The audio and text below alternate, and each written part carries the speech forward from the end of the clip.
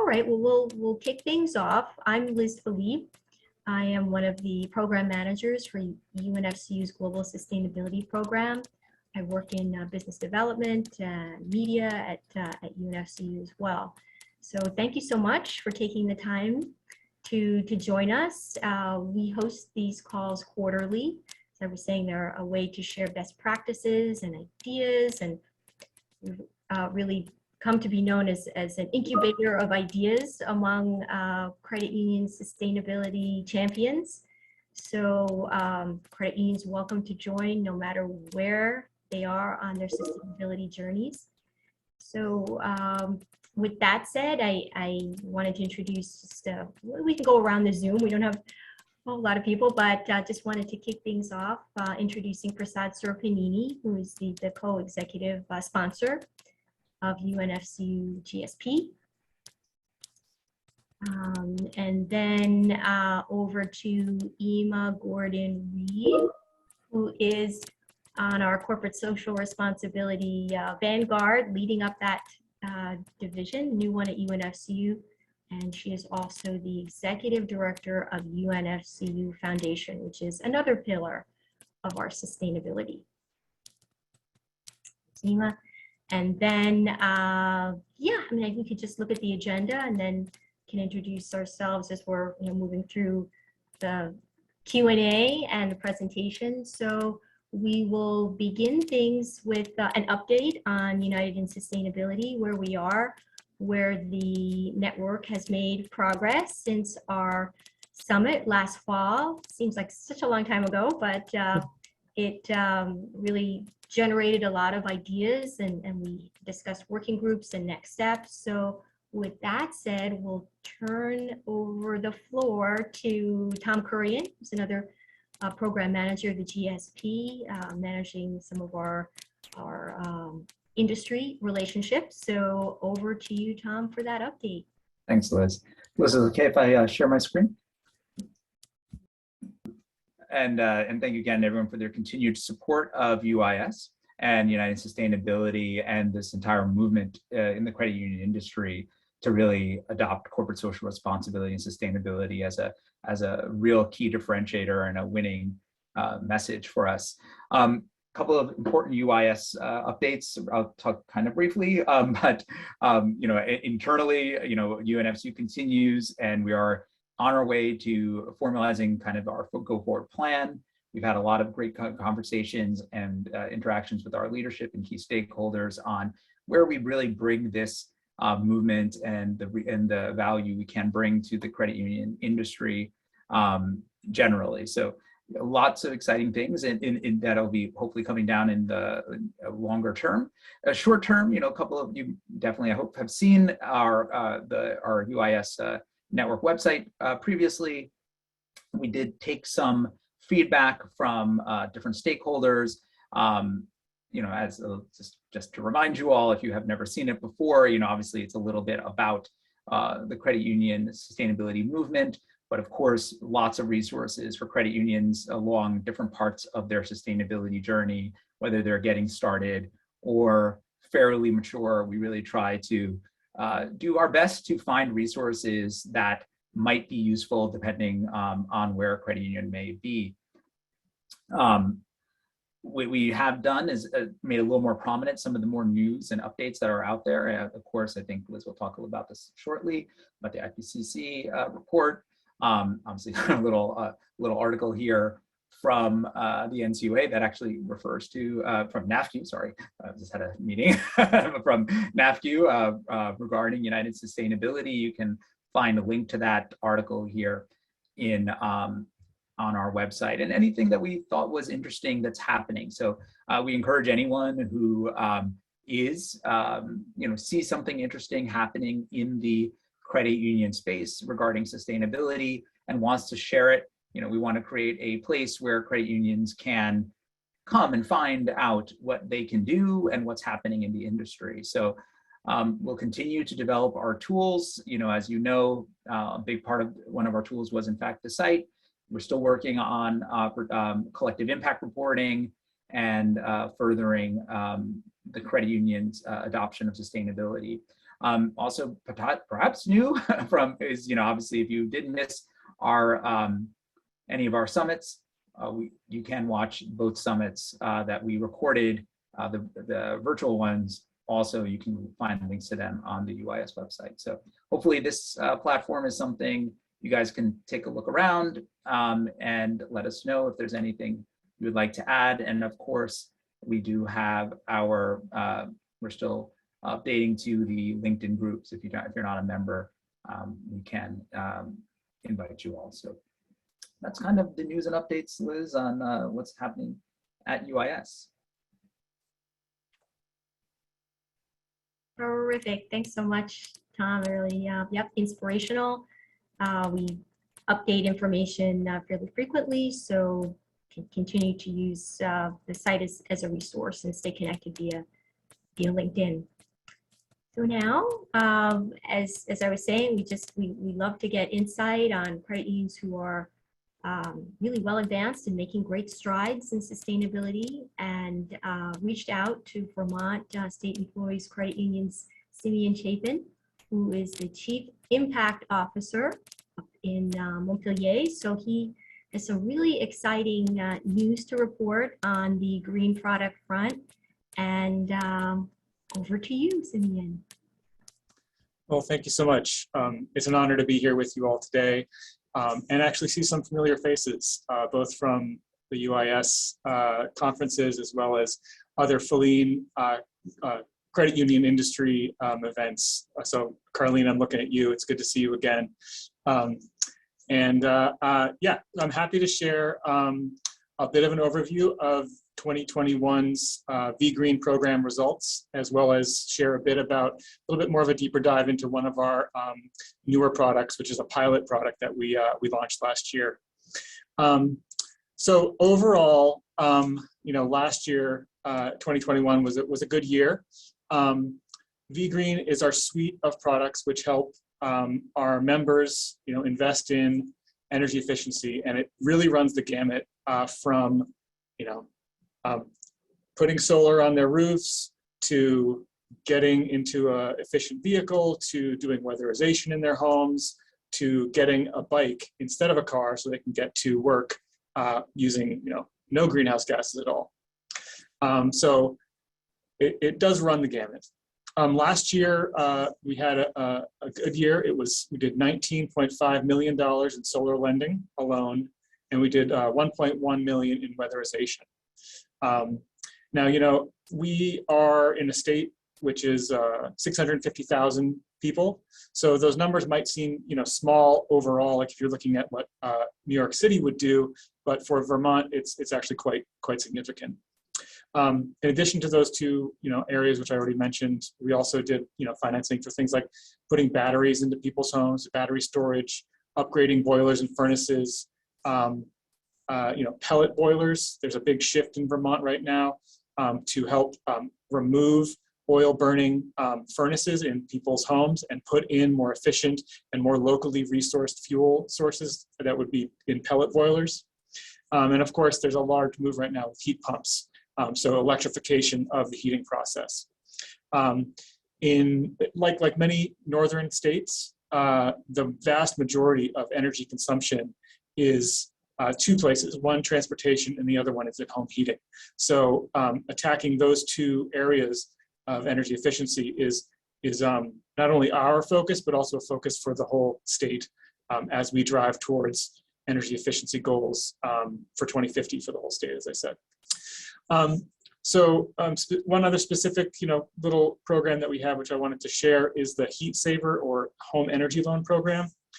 This is a energy loan program specifically targeted to low or moderate income members and for energy upgrades. So it's income sensitive, and we did 258 new loans in the past year. So that's 258 individuals who were able to make energy improvements to reduce their energy consumption.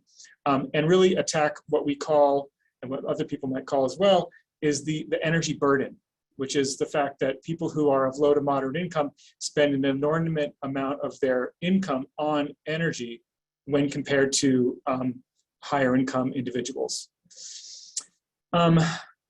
Another thing that we have, which is interesting, which you may have not heard of, is the V-Green MMA, or a money market account. And so this is a money market account where we take member money and funnel all of that directly into energy efficiency lending. So it's a way to directly connect members' deposits with a specific outcome or a specific loan that we're funding. And so last year we had 93 million in home energy, in energy efficiency lending, and that was funded entirely by the MMA. So it's a great story to tell, and it's a great way to connect people directly from one place to another. And this is a clear example of the credit union, philosophy, right, of regeneration and recirculation of funds. And so not only would we put that money into energy efficiency products, but we also, those members earned $532,000 in interest on those deposits. So it's a really nice way to share that story. The new thing that we did last year is called the Energy First Mortgage. And what this does, it's an idea to help wrap energy improvements into either the home purchasing process or into the refinancing process for a home. So, we have some things in place in Vermont which are aiming towards these things. We have a home energy score, which is not adopted fully by everybody. Lenders don't necessarily use it. People who are doing home appraisals don't necessarily use it. People who are selling homes don't necessarily promote it, but it's a thing that's out there in the state. So the idea of the performance of a home being part of the sale process is something that we were really interested in and seeing what we could do about it. So through this pilot, which was made possible in a partnership with a local, the Energy Futures Group, which is a local nonprofit, Clearly Energy, which is another local nonprofit, Efficiency Vermont, and then also a grant from the U.S. Department of Energy. We were able to develop and test a specific mortgage product that aligned, with this interest. So the mortgage product featured the following things. It was a 50 basis point reduction on our current low mortgage prices. It needed to have a minimum of 10% of the loan being dedicated for energy improvements. It included the services of an energy coach who could help coach the individual through the process of assessing which were the right investments to make, what they would save, and other pieces of navigating. So not only the loan process, but also all the incentives which are out there in state and also in nonprofit spaces here in Vermont to incentivize this work. It also included a pre-selected group of contractors who were committed to scheduling all the projects which were funded by this pilot. And $1,000 for each borrower to help cover the appraisal and inspection costs to go through this process. Clearly Energy provided a data capturing tool, and we used the home energy score to do a before and after assessment on the home's performance. All of this was also put in with a guarantee of savings for the borrower. So they would actually have a guarantee that they would save money on their energy usage for the home. So we put this out, and the idea was to test which specific components of this product were most likely to drive the uptake of the product, and to see if this product would be in demand. And then if it was, could it scale to a statewide, regional, or even a national level? And could it be done as part of a purchase mortgage? I'll get to more about that in a bit. We tested it with a limit of 10 loans. So we did a pilot with only 10 loans, and we really only promoted it to members in Washington County and Chittenden County, which is where the state capital is and where our largest center of population is around Chittenden and Burlington. That said, we did end up with a couple of loans from some other nearby counties, which was just fine. Of course, the environment for real estate in the past year was a little different than normal. Interest rates were very, very low. Prices for homes in Vermont were very high. We had a lot of pandemic refugees coming to us over the last couple of years. And so the inventory was extremely low for sales of houses. So given that environment, we really just focused on the refinancing aspect of the product and really didn't push it for home purchases. Not only were we seeing a lot of refinancing happening, but also in Vermont, there was no way that any sellers would really wait for this process to make its way through its cycle, to do an energy audit, to do the the testing, to do the contracting, when they have 20 or more full-priced or above offers to buy a home without any kind of building inspection. So really, really volatile, really different kind of environment. So we went with only refinances. We did the marketing for this pilot early in the year, in February, and we closed out the offering at the end of July. But because the closings took time, because there's so many different pieces to it, we ended closing in November.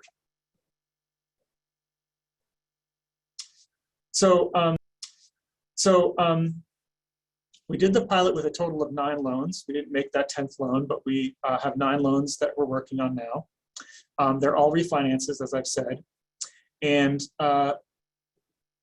we did it to add funds and to wrap around these energy improvements that were suggested and approved by the energy coach. And they went all over the gamut, right? From insulation to efficiency of the heating system itself, to adding solar or other electrification investments. So, as I said, 10% of the loan needed to be used for the purchases of energy improvements. And in this way, the pilot really did perform exceedingly well. The average dollar value for energy improvements for the loans was $66,000, which is about 25% of the loan proceeds.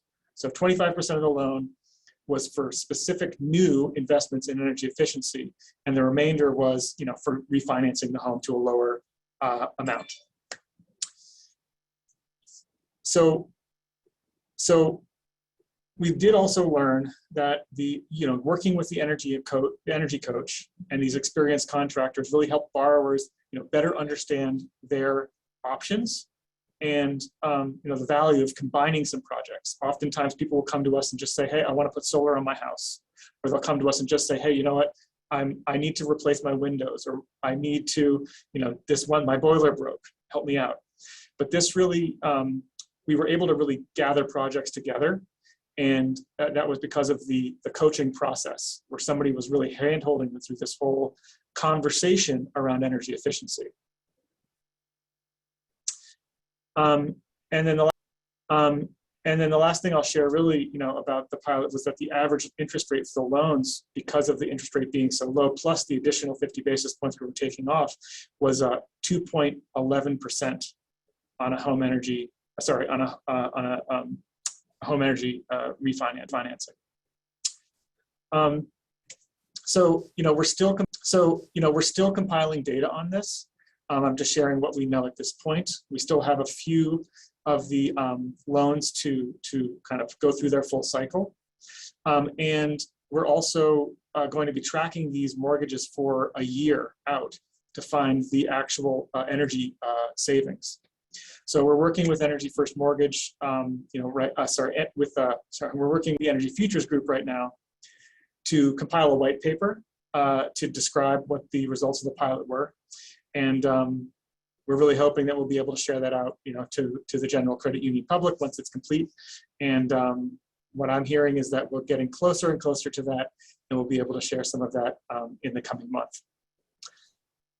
So that's a highlight of VSECU's vGreen program overall, and some specific pieces about this pilot. I'm really looking forward to making it a normal part of our offerings, and move it out of the pilot phase and really start marketing.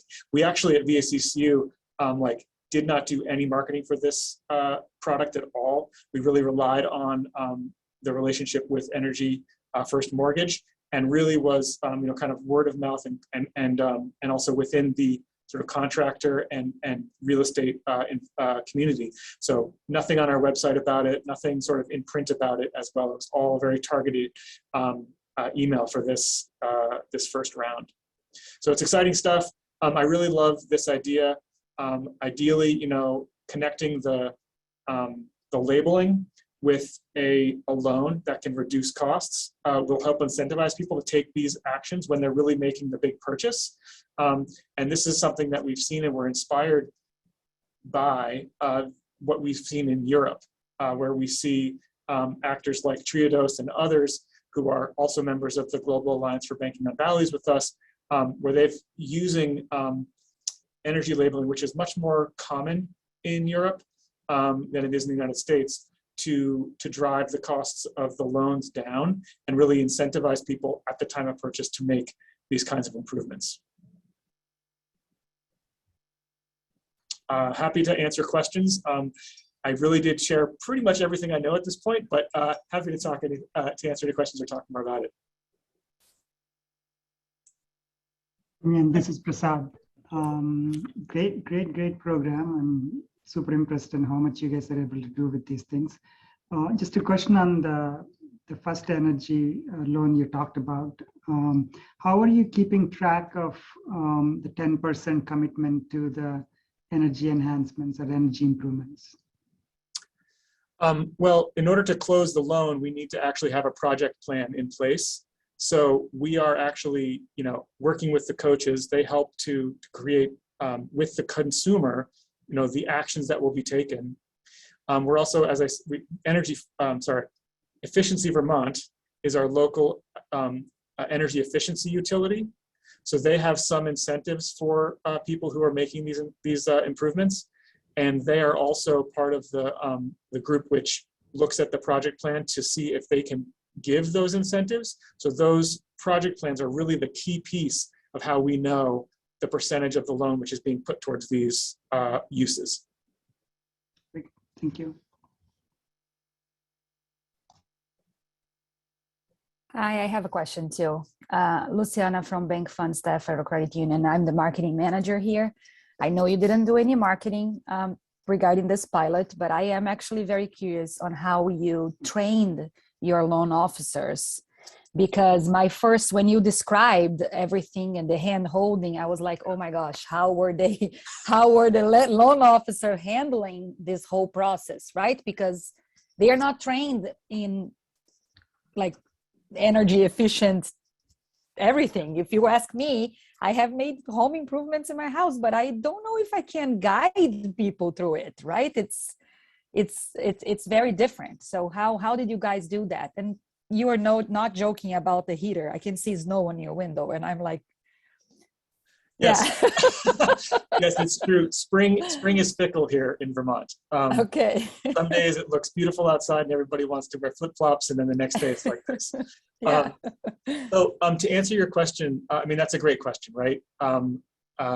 Implementation of these types of programs is often quite challenging, and the training that's needed to make everybody sort of along that process, from a member service consultant at the front end to a loan officer all the way through the back end to servicing, right?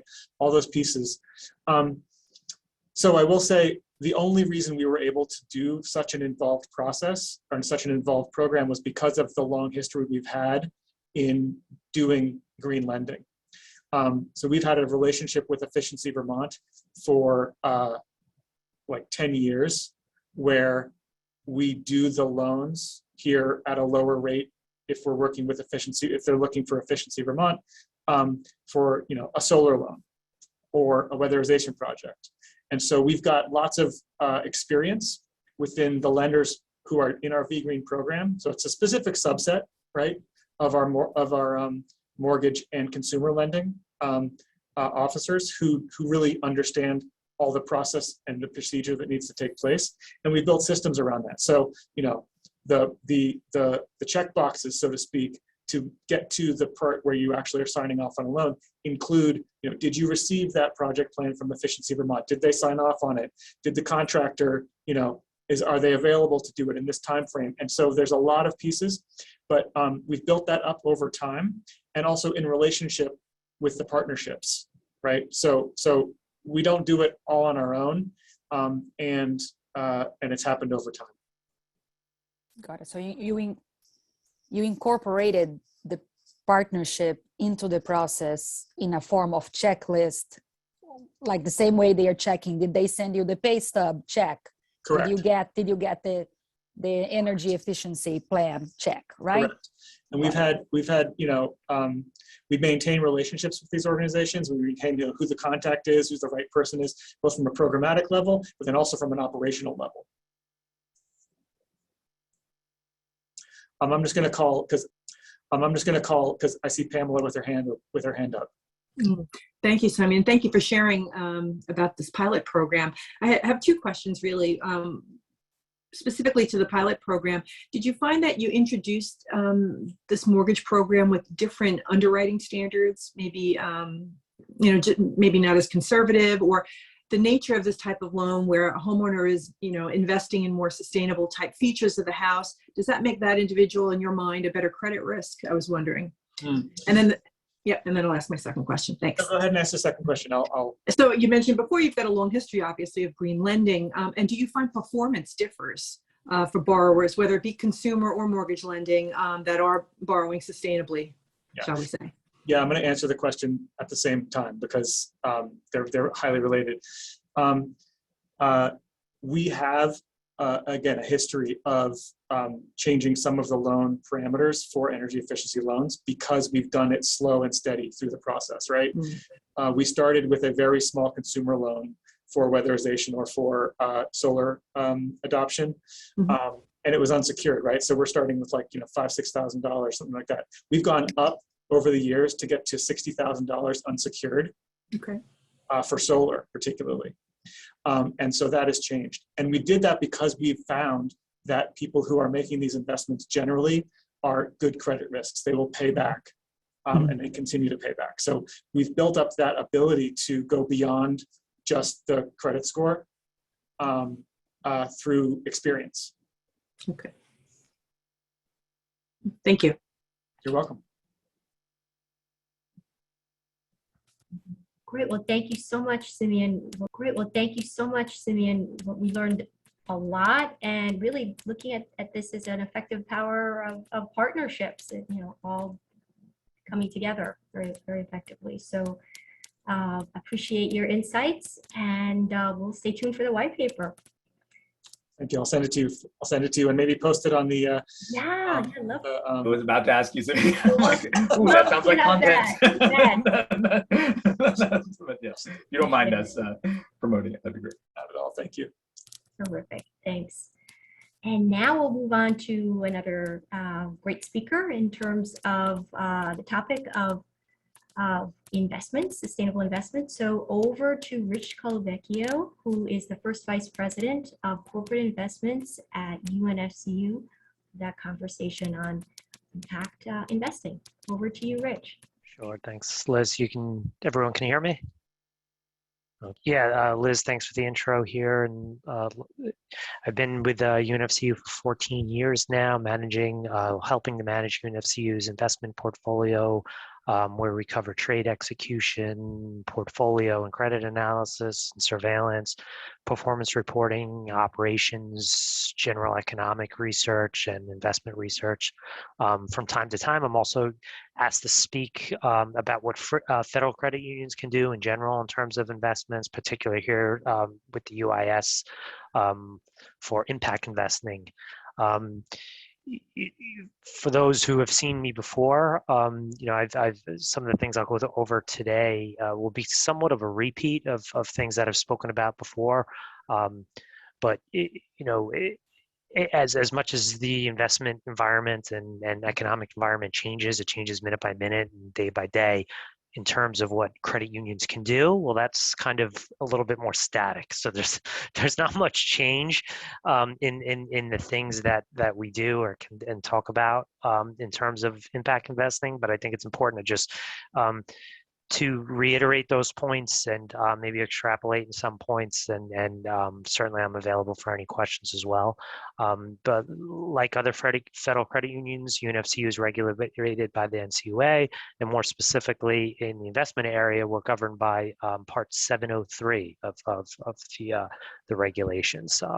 These regulations mostly allow us to invest in government-related securities. However, with recent trends in investing and heavy interest from members, the standard tool set can appear to be a little bit limited. For the most part, for example, corporate bonds are not permitted at all. Asset-backed securities are not permitted, and these are key sectors that institutional investors and even retail investors look to. In retail investors through like means of like mutual funds and things like that, of where investing can concentrate on impact investing, and without those abilities to participate in those asset classes, you miss a giant opportunity.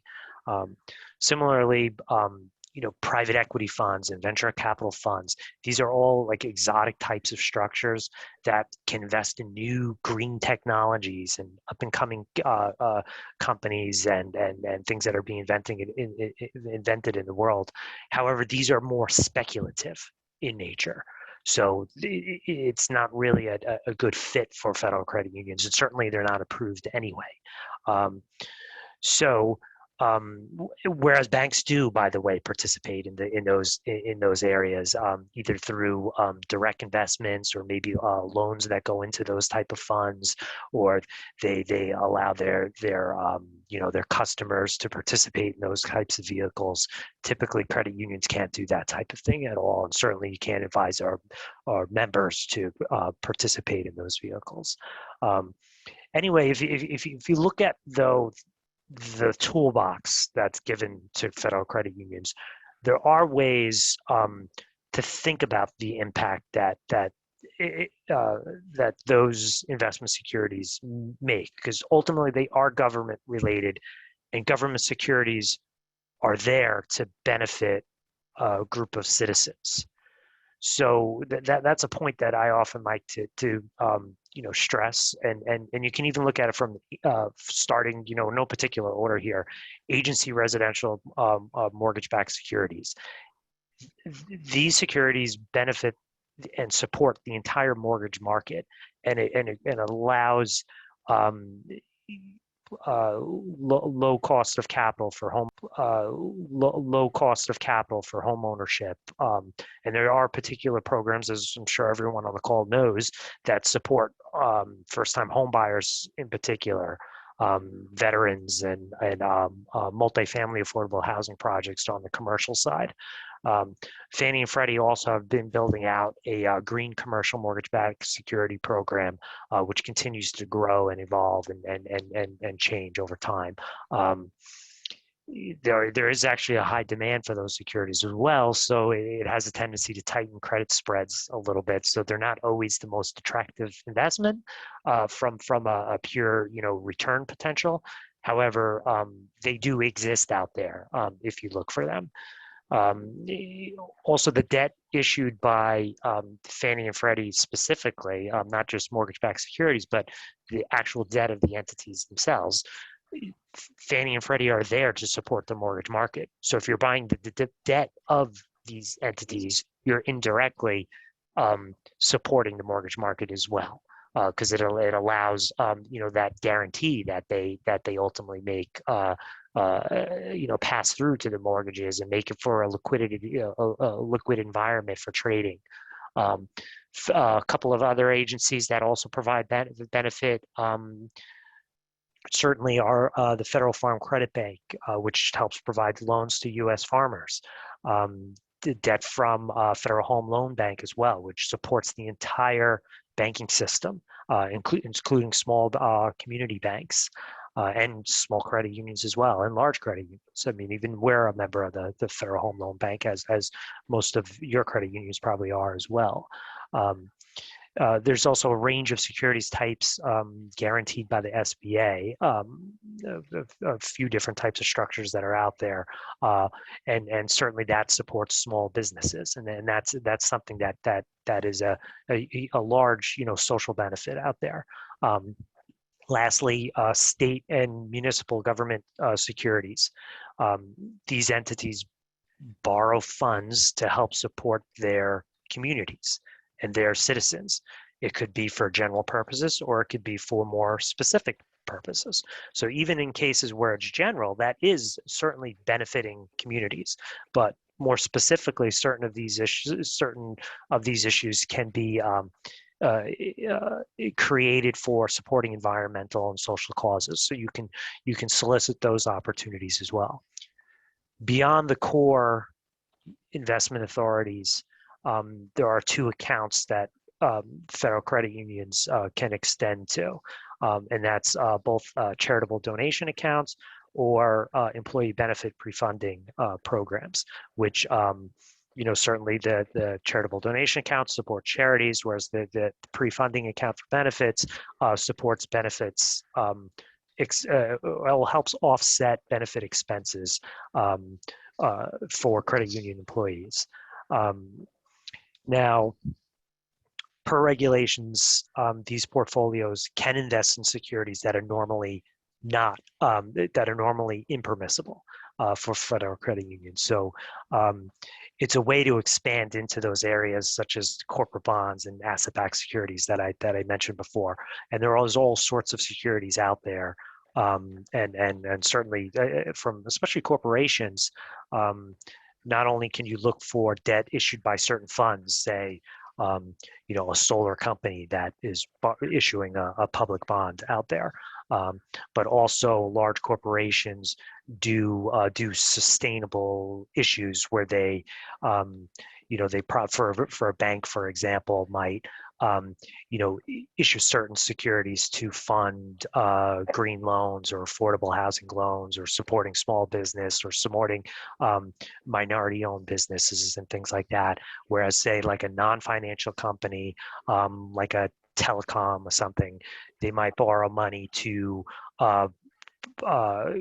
improve their own green real estate investing for their own facilities, for whether it's their corporate headquarters, or whether it's their data centers and things like that. Even Google, of all companies, also had a green bond issue. Mind you, spreads are very, very, very tight and wasn't all that attractive, but these opportunities are out there. So in short, there's a few distinct options, and in summary here, there's a few distinct options that credit unions can participate in for impact investing.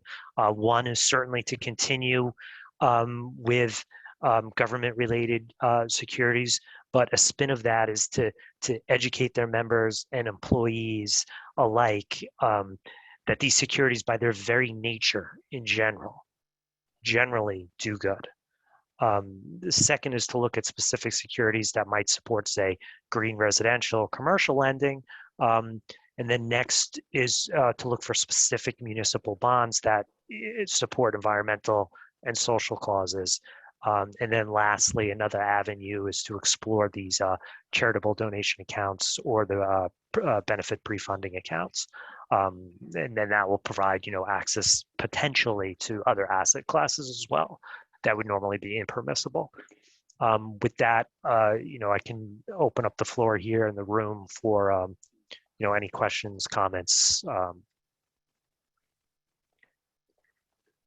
know it's not the most exciting topic, so it's exciting to me though. So, Richard, actually, we get that question a lot from our members. I think we deal with a lot of foreign members as well, Sure. like you guys. So the reality is not very different from what you experience there and what we experience at Bank Fund, right? And we give the same explanation, and some like it, some think that we should be investing in stocks, and we explain it's not how that works. But it actually calms my heart to hear you talking and saying that you go through the same process of educating the members and explaining. And I think that's the main. That's a lot of the sustainability efforts of every single company, big or small, right? It's like educating over and over.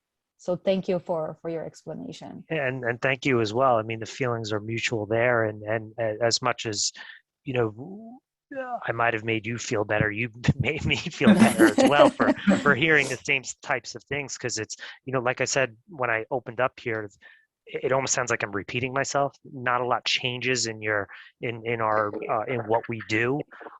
So we just have to keep reiterating all these points. Yeah, and I think it comes from being a credit union and also dealing with a lot of foreign members.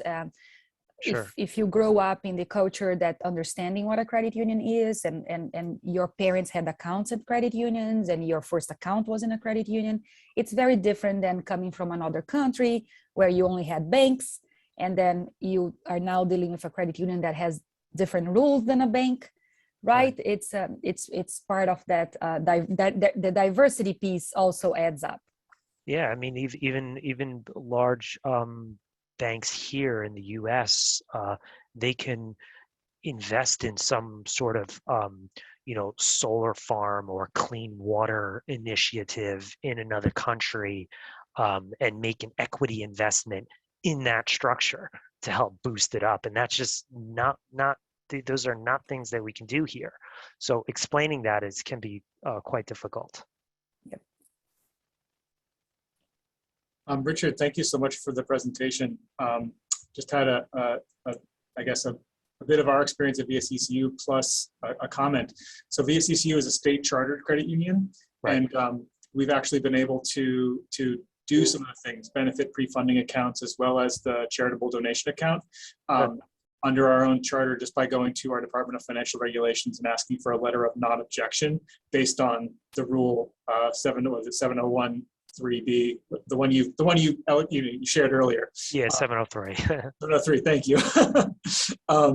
So we've actually dipped our toe and opened up a charitable donation account last year, and are learning about that, which is great. And yes, the conversations with members that Luciana shares as well. We get those questions all the time, for sure, definitely. Now, I believe state credit unions, I don't know if it's all state credit unions or just some, can invest in corporate bonds. So that should provide opportunities that federal credit unions don't have. So that's another avenue too.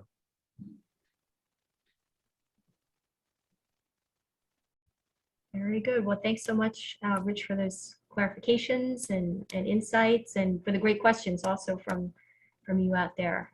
Very helpful. Thank you. Great. So at this point, we'll just throw it open for a discussion about Earth Day and World Environment Day. Those are coming up, hard to believe, but they provide a wonderful opportunity to engage staff, to engage members, start the conversation going. So there are numerous ways to drive practical actions with education, first and foremost. We do a lot of activity surrounding World Environment Day at UNFCU. So I can just throw the floor open to over to Sylvia, who's one of our program managers, who can provide some insight on what we're doing in the next couple months. Over to you, Sylvia. Thank you.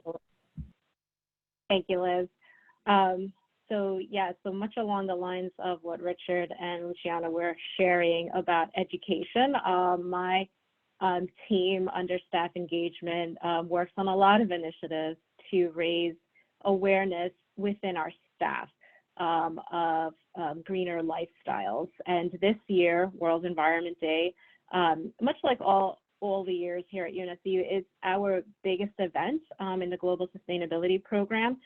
We hold this event. It used to be a live face-to-face event when we were back on site. We have gone virtual the last 2 years, and I guess not much to anybody's surprise, when you go virtual, you seem to bring in a whole heck of a lot more participation. So we've seen folks being able to participate with more fluency with what we have to present to them and deliver. And this year's theme is Only One Earth, which happens to be a very broad theme. So we're really excited about that, because we can definitely venture out into many aspects to bring to them some activities and some events. So what the team is working on this year is to present ways that we can make small changes on a personal level. So I know we've been talking a lot about how the organization can impact sustainability, but a lot of our staff, wants to bring it down also for them to be able to make an impact individually. So we're taking a look at doing some presentations on fashion and doing a fashion show on sustainable fashion. We're also looking at some events around composting and showing them the benefits of composting and the ease of getting started with composting. So these are some ideas that the team is tossing around to celebrate World Environment Day this year. And we always, thanks to Liz and all of her networking that she does with our sponsor, we do host a guest speaker from our sponsor organization, the United Nations.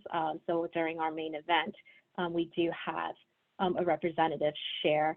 Last year we had a representative from UNEP share on what the UN is doing towards the ecosystem restoration, which was the topic and theme for 2021.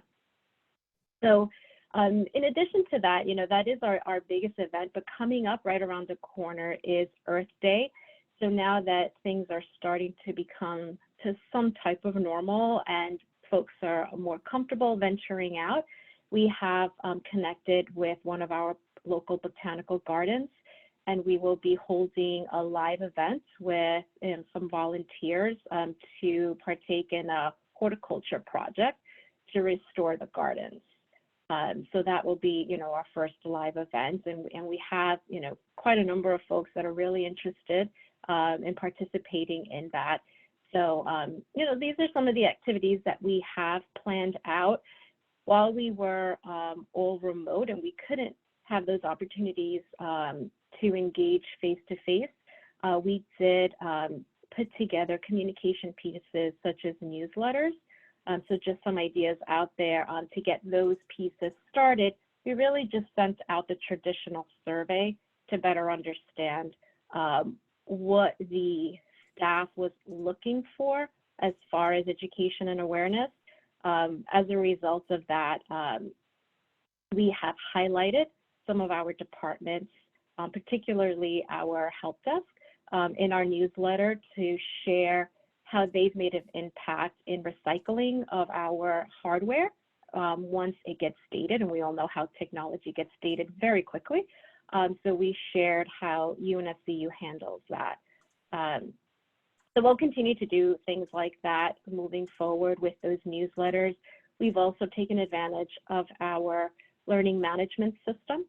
So any modules, learning modules that we have developed and crafted, we post them onto our learning management system for consumption of not only current staff, but also new staff coming on board. So those are just, some different ways that we handled the working remotely aspect. So, but I'm always open to ideas. Eventually, my bag of tricks will run out. So anything that you have to contribute on what you're doing, in your own organizations, we're all ears. Love to hear from you. Love to hear from you.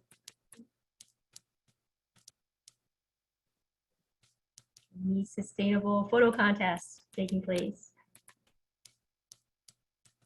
Liz, I was just thinking while I was listening to Marlene. Sylvia, is there, okay, I was just thinking while I was listening to Sylvia, was there any opportunity for us to collaborate, as a group, and perhaps I know we do have a Zoom can probably hold a couple of people. Maybe there's an opportunity for us to share the speaker with other people here. Maybe they might have employees or interested in listening to what we have to share. Similarly, we can listen to whatever events or engage in whatever event.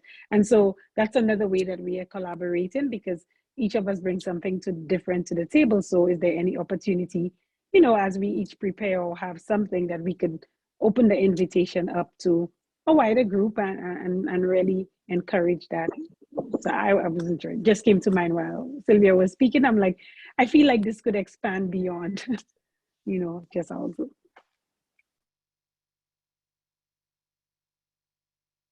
Sounds like a great idea, Carlene. Simeon's hands up. Yeah, so I have to contribute because I live in Vermont. We're very everything's green. So we don't necessarily at BSECU we're not doing things around World Environmental Day at this point, but we do have a statewide special day, which is actually part of our it's state government sort of in statute, but then run by a nonprofit, which is called Greenup Day. And so I'm going to offer a little bit about what this program does, just as perhaps inspiration for you. So every spring, as we've seen, right, there's snow that melts and then it comes back and then it melts. But what that snow covers up is all the trash that people have thrown by the sides of the road all winter. And it's when the snow melts before the grass comes up, you can see it all. And so for, over 40 years now, there's been a mobilization of volunteers to go out and pick up trash outside along the roadways. And so it's grown quite big, and there's actually like contests among school children to like make the poster for the year and do things like this. And then volunteer groups get bags, which are distributed. They will be distributed at BSECU and many other locations for groups to go out and pick up trash.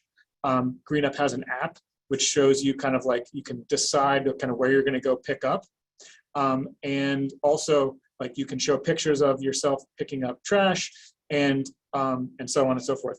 BSECU is a sponsor this year. We're one of the lead sponsors. And we're actually doing some internal competitions among our staff to say, well, how many pounds of trash can you pick up? And how many bags are you going to fill? And we're doing some contests and raffles based on employee activities. So, if you want to get people out there doing some things, I think there's this new thing called, I think it's jorking or something like that, where you run and pick up trash along the same time. So you can, it's like a Swedish thing. I don't really know about it, but there's a group at VSC, in Vermont called Girls on the Run, which is to empower youth, women, girls running actually. And so they're doing a project where they're going to be running all season and picking up trash. So just some fun things that can inspire and motivate to take action.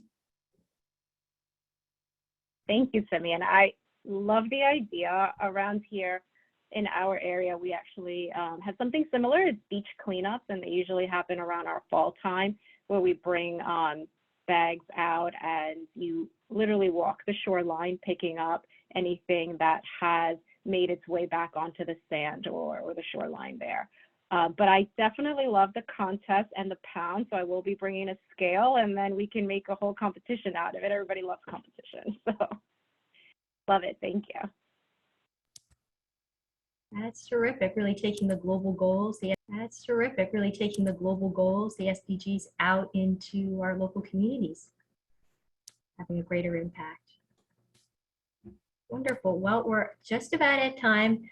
We have just a parting question about any ideas. We will be hosting getting ready for the next summit. It'll be here before you can say Sustainable Development Goals. So with that said, if you have ideas, topics, speakers, anything at all that you'd like to suggest, please feel free to let us know. Just welcome all of your feedback. And we are looking at the end of June. Now we'll find a convenient time for our next quarterly call. Again, just a great way to share the best practices, insights on all different aspects of sustainability. We also want to mention diversity, equity, and inclusion as a part of our of this program and network. So those ideas very welcome as well. So if anyone else has any questions or anything else they'd like to add, we will sign off. Anything else from our GSP colleagues? And okay, well, again, thank you so much for your time. It's been inspirational, and informative, and go SDGs, go UIS network. We'll be hearing from us soon. Thank you. Very Thank you very much. helpful. Thanks, everybody. Thank you, Liz. Bye, everyone. Thank Be you. well. Yeah, bye, everyone. Be well. There. Bye.